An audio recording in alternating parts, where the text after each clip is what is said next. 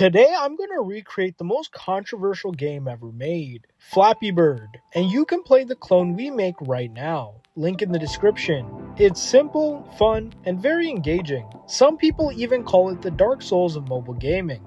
But before we start coding the game, we are first going to use Inkscape, where we will create all the assets completely from scratch that will be used in the game. Then we will import the assets into Godot, where we will code the game and get it running. And the best part of all of this is that Inkscape and Godot are both free and open source, that you can download and use to make your own game right now. So if this video inspires you, be sure to like and subscribe, because I upload videos like this one all the time. So let's open up Inkscape and get straight to work, because there is a lot that we need to do. We should definitely start creating the bird, which will be the player's character sprite. This is the most recognizable part of the game, and anyone that had an iPod definitely remembers it. The game was released back in 2013, which also released the same year that GTA 5 came out. And now that the bird is finished, we will save this image somewhere organized for now. And now we can start working on creating the pipes, which honestly looks very similar to the pipes found in Mario. So much so that my mom thought that the game was related to Mario when she played the finished game. But I personally love the simple design. And now that the pipes are finished, we will export it and save it. And we will move on to creating the background and the surface. One of the most inspiring facts about Flappy Bird is that it took the creator only a few days to make the game, and at its peak, it had over 50 million downloads, generating roughly $50,000 every day from in-game ads. So if you think making a successful game requires a lot of time or advanced mechanics, you might want to think again. The background and surface are now finished, so let's export them right now. And now that we have all our assets exported and ready to use, let's start using Godot. We are going to begin the project by making all of the scenes we will need to make the game fully functional, so that we can start to figure out how they will work together to create the experience exactly like the original Flappy Bird game.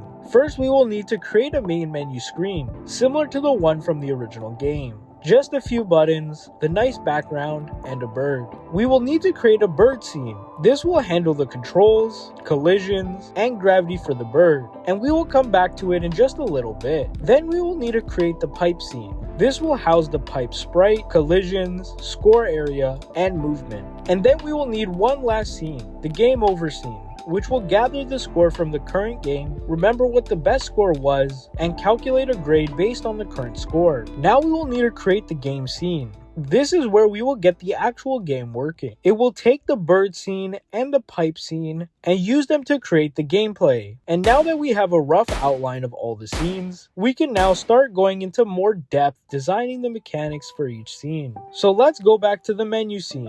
All we really need is a button that will act as the play button, and it will have a script that will redirect us to the game scene using the play button. Then we will need everything to feel less static, and to do this, we will make the ground move on a loop to make the background feel more alive. We will also make the bird move up and down, which makes the bird feel like it's flying through the air.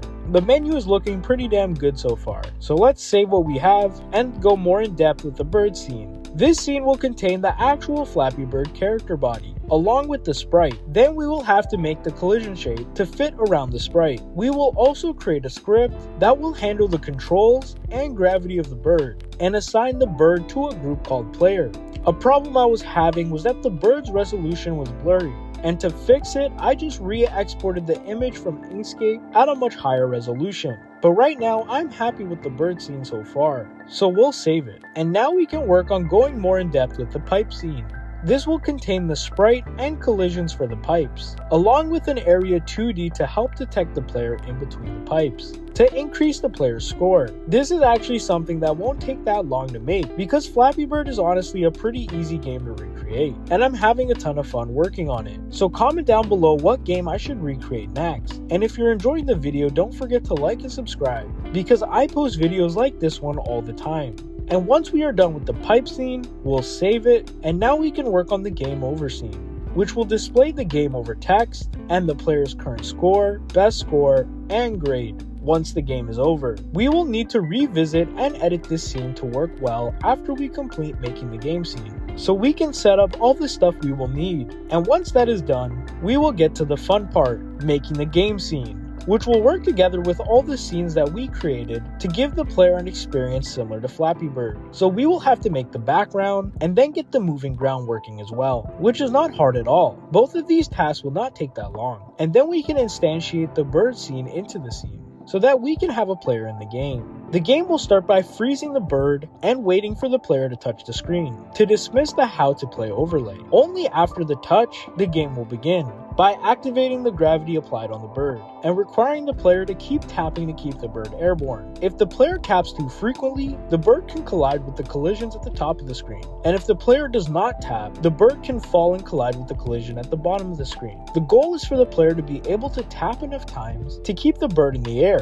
while also flying through the pipes. These pipes are spawned on a loop starting from the right off screen and then despawn off screen to the left. This is what creates the feeling of movement in the game of Flappy Bird. The bird is not actually moving anywhere. It's the ground and pipes that are moving to the left on a continuous loop, which makes the player feel like the bird is the one moving. But before I post my Flappy Bird clone publicly for you to enjoy, we have to test the game and see if we have any problems we need to address. I will have to do some final touches and get the game into a more polished state, which just involves me changing small things that will make the game look much better. I will also add all of the sound effects for when the bird flaps its wings, when the player scores a point by flying through the pipes, and a death sound for when the player fails to keep the bird in the air. And once I do all of that, we will have my Flappy Bird clone. And honestly, I'm pretty proud of it. And remember, you can play this game right now, link in the description. So check it out and let me know what you think. I put a lot of time and work into these videos, so please be sure to like and subscribe. If we can get to 10 likes on this video, I will recreate another game very soon.